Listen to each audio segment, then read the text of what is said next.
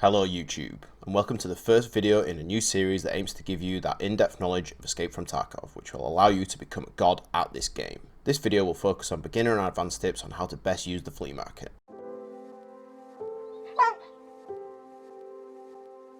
The flea market is one of the best tools you have in Tarkov. It will allow you to purchase and sell your items at the best price. But that's not only what it's good for. I'll show you tips for searching, which will both stop you getting scammed and help you realise the true value of your items. Tip number 1.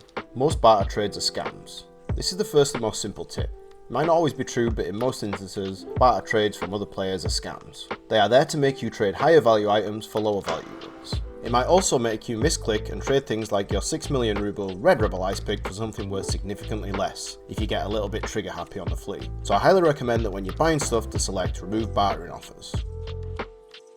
Tip number 2. Beware the condition of items. The condition of an item is relevant to its value. Some items like keys have a certain number of uses, fuel cans are filled a certain amount, armor has a durability, and medkits have an amount that they can heal. To make sure you don't buy an item that has been used, you can use the condition filter. Set this to 100 out of 100 as shown, and you'll make sure you only list items at their full condition. Note that this currently doesn't work for fuel cans, but you can either craft them in your lavatory or find them in raid, so you never have to buy them.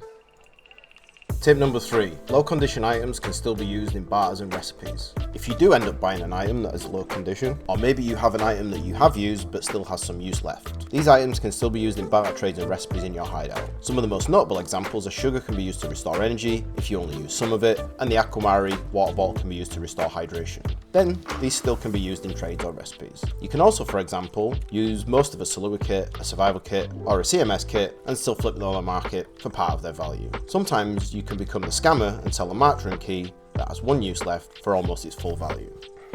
Tip number 4. Know the true value of an item. It's easy to get ripped off when you're new, because you don't know the true value of items. This is probably because you don't have access to the trade yet, or the station in your hideout to make a recipe. It could also be an item needed for a quest. The best way to find the true value of an item, if it's a barter, is to do a required search and then filter by traders, as shown. This will even show you barters if you don't know them yet. Also check out this chart that I have linked in the description below. It shows you which items are of high value. Tip number 5. Market value is fluid. The prices go up and down on certain items at different times of the day, or time in the wipe. Take sugar for example. Right now, at a good time it's around 35k, and at a bad time, 45k plus. Once you get a feel for items you buy a lot for trades, you'll know when the price is low. When an item you use a lot for recipes or trades is low, such as sugar, at a good price, then buy more than you need to save money in the long run. Tip number 6. Guns can be sold as one or broken down. If you don't want to keep a weapon, you can either sell it in parts or broken down. If the gun is modified, probably best to break it down and sell the most expensive parts on the Flea and the inexpensive parts using the TSM system. That's therapist first, then skier, then mechanic. If you want to buy or sell a weapon as a whole, make sure you set the filter to functional weapons only, as shown. This will make sure you either get a functioning weapon or sell at the right price. For example, a good trade is the rechargeable battery for an ADAR that you can then flip on the market for about 23,000 ruble. Tip number 7. Traders give more than the Flea sometimes. The general rule of thumb is that the flea market gives you higher returns than traders. While for the most part this is true, some people forget the commission you have to pay to list the item. When it comes to things like certain keys and bitcoins for example, it's usually sensible to sell them to therapists, as she will give you more, especially when you take commission into account. On the 15th of every month, we'll be running a giveaway. This month, it is Escape from Tarkov Standard Edition.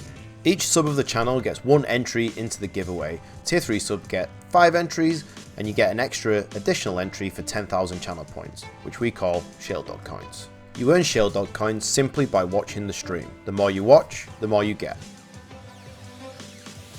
Congratulations for sticking around to the end of the video. You can now subscribe. You earned it. If there's anything specific that you'd like me to make a video on, then please leave a comment in the comment section below. That's all for now. Shieldog out.